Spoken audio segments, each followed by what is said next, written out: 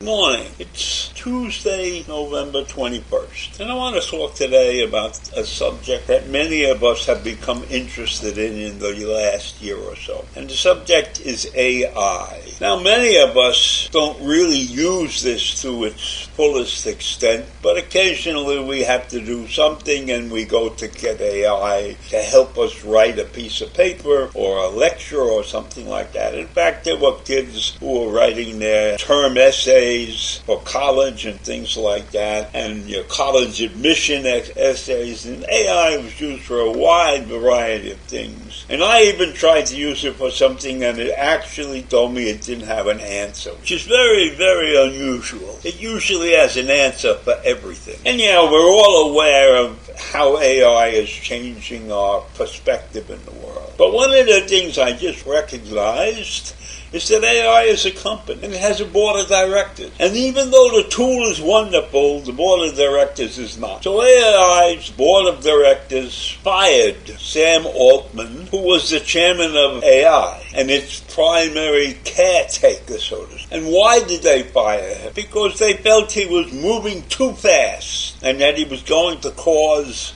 a global catastrophe. And in their minds, firing him was the logical solution. It doesn't matter to them that 5 minutes after he was fired, it seems like, Microsoft, which has been AI's largest contributor, they gave them $13 billion to create this product called AI. Well, as soon as Altman was fired, Microsoft hired him. How's that for a kick in the ass?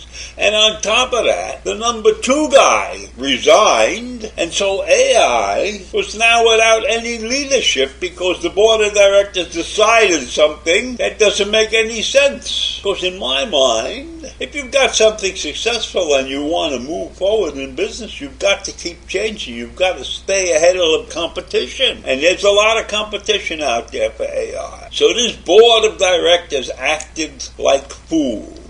And especially when they piss off their biggest financial contributor. And Microsoft's money allowed AI to jump ahead of Google and stay ahead of Amazon and IBM and other AI competitors. But the board of directors didn't notify Microsoft that they were going to fire Altman. They just did it. And then they issued a public announcement. That's not the way a group of intelligent people should work. This is a big decision, firing a man of Altman's status. And the employees weren't told about it either. And as I said before, the company's co-founder, Greg Brockman, wasn't told about it either until he saw a post on X. You know X. That's Twitter. So he found out about it just before it was, announced. Now, you would think that the board of directors, if they come to this conclusion, has to tread very lightly. This is not something you want to do in a vacuum because there are many considerations to take on. So you disagree with the road that Altman was taking. He was moving too fast for you, the board of directors, who are too slow to understand that when you have something like a hot product, you've got to keep it moving because the competitors are going to catch up to you. You have competition like those I mentioned before, Google, Amazon. Those people are not stupid. They recognize the power of AI. So they're going to go after your ass. And you have to be prepared to defend your product.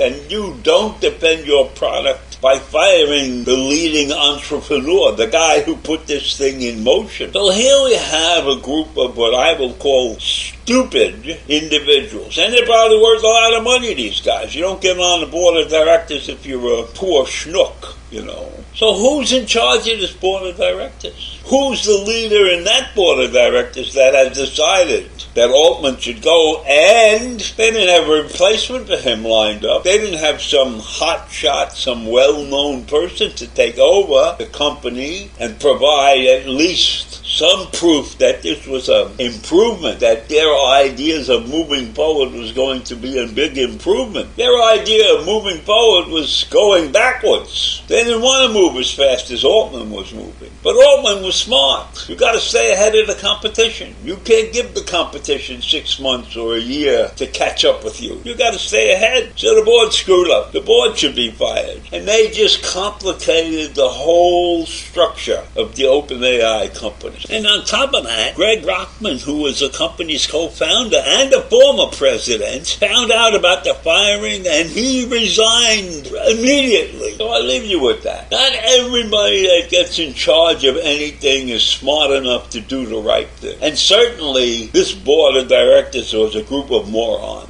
And that quite happens. They could destroy OpenAI the way they were acting. And what I can't understand is that a group of them decided to do this. This wasn't one guy leading the charge. This whole group decided that they were going to fire Altman. And it was a big, big mistake. I'll tell you something personal. Fired 4 times in my career. And every time I got fired, I ended up in a better place. Of course, I wasn't fired by a board of directors. I was fired by some individuals. And I deserved to be fired twice, 2 of those times. But the other 2 times were stupid reasons. So in any event, firing is not the worst thing that can happen to you. And certainly Altman's firing was good for him because he got a job right away with Microsoft, the financial backer of OpenAI. So what did the board accomplish? Nothing. They fired the guy, and the guy is going to end up running their show anyhow because he's now working for Microsoft, who, as I mentioned before, or maybe I didn't, is their major financial contributor. When people reach certain levels in their business career, what they do on the job is just as important as the things that they do off the job and the contacts and the associations that they have developed over the years. Because in many cases, while the person